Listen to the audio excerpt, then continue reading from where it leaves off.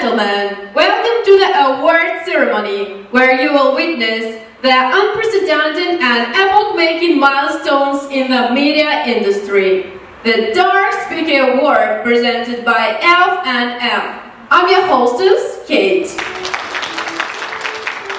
This award is founded by FNF, an organization with fake news fans. The Dark Speaker Award is founded for media agencies and journalists worldwide that have shown their extraordinary skills and tricks in making fake news widely spread to the public.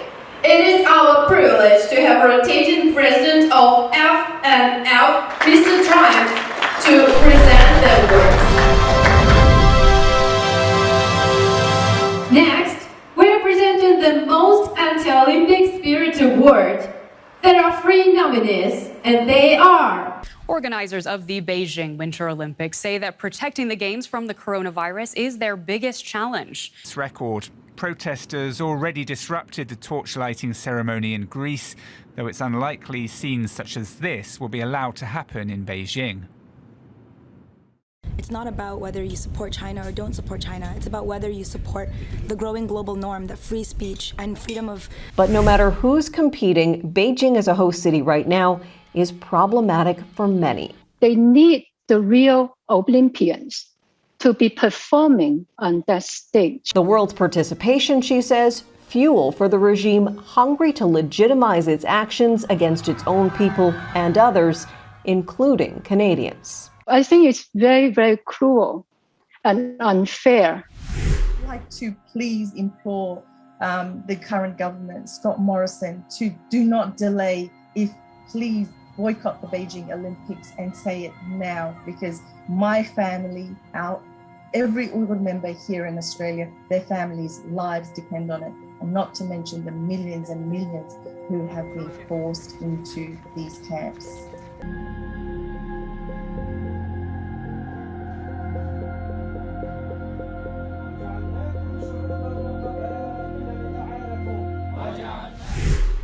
The Most Anti-Olympic Spirit Awards goes to SBS!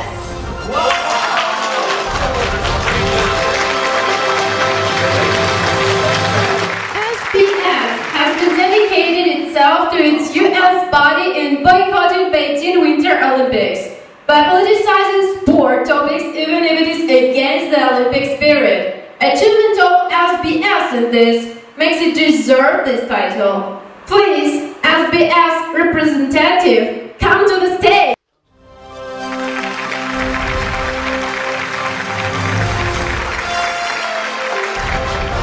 Thanks to organizer, Mr. Triumph. Thanks, Australian government. We will definitely going to make it dark, no matter how wide the snow is in Beijing. During the Winter Olympics, we will absolutely make it more dark in our news report. Thank you all. Okay, now we give you the Most Breaking News Award. There is only one nominee.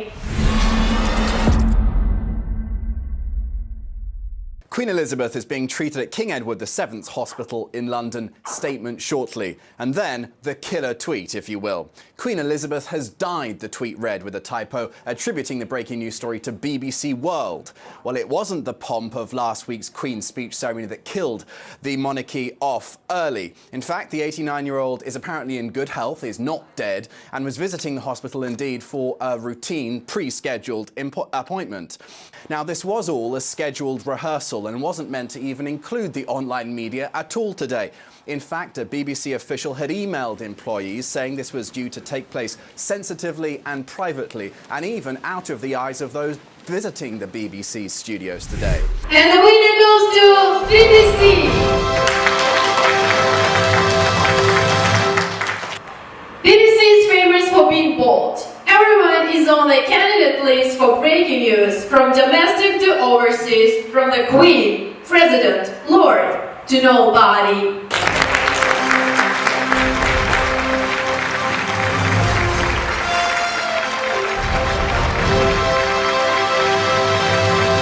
Well, we just remember our slogan, accuracy is more important than speed. But now we say, astonishing is more important than accuracy. Thank you, everyone. Now, we have another award to present. We have only one award to an individual. China is believed to have detained hundreds of thousands of people, mostly ethnic Uyghurs, in the far western part of the country. When they are criticized, as they often are, Chinese officials say these mass detentions and arrests are part of their fight against terrorism.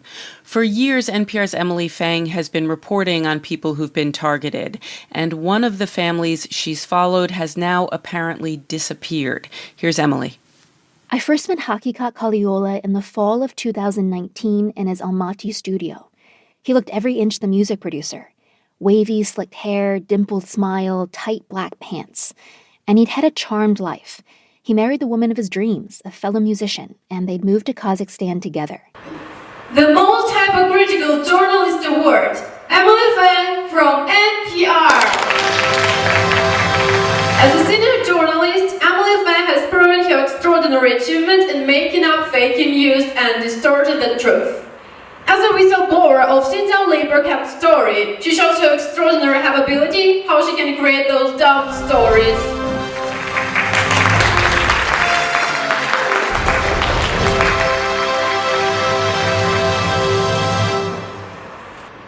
Thanks FNF, thanks NPR and my colleagues there. It's such an honor to be here to gain this award. And I will carry on and keep doing like this, making this shit great again. Thank you. Thank you. The last, but the most important, we present the Best Fake News Award. There are 3 nominees for this award, and they are Voice of America, CNN, and News Corporation. For his party for-profit campaign for Uyghurs, and she was at how much they get all its occupied nations and convention. We're trying to raise the visibility of the fact that because China is committing genocide against the Uyghurs, because China is unleashed the coronavirus against the world. I think the U.S. is doing a lot of good work in standing against it. Secretary Pompeo declared it. The Biden administration continued with the shock prisoners. Yes, everyone uses different methods. For years, stories of arbitrary arrests, unspeakable cruelty, and mass internment camps have been trickling out of China's Xinjiang region. Testimonies from people like Abduweli Ayub. The news electrified Britain. Next Sunday's edition of News of the World, the most widely read English-language newspaper in the world, will be its last. In Sun Valley, Idaho today, media mogul Rupert Murdoch, owner of parent company News Corporation, had no comment on the tabloid's closure.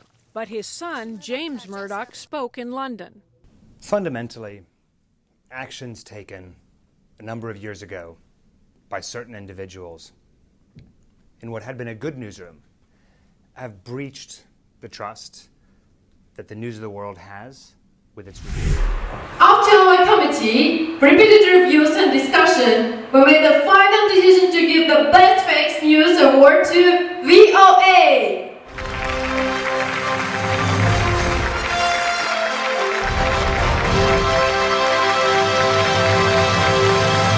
In its news coverage on Xinjiang labor camp and Beijing Winter Olympics with its state-of-the-art skills in cutting and distorted materials, VOA has successfully misled a great number of organizations and individuals to boycotting Beijing Winter Olympics.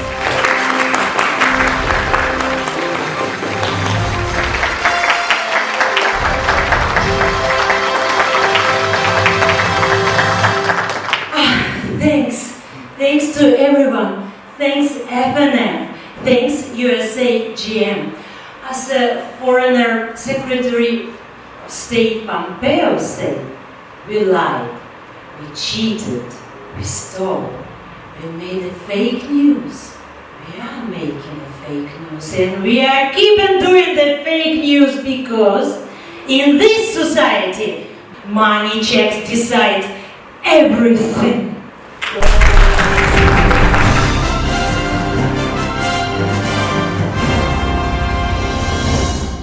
Überwachungsstaat, der Menschenrechte missachtet und ganze Volksgruppen unterdrückt? Ich halte das für absurd, dass ein solches Land die Olympischen Spiele ausrichten darf. Felix Neureuter und die Frage, wofür steht Olympia eigentlich noch? Bei den Spielen geht es nicht um Politik. Was natürlich Bullshit ist, weil Sport ist immer politisch. Spiel mit dem Feuer, Montag 20:15 Uhr und im Anschluss Hart aber fair. Sowie die Reportage China Inside. Ein Abend im Zeichen der Olympischen Winterspiele in Peking.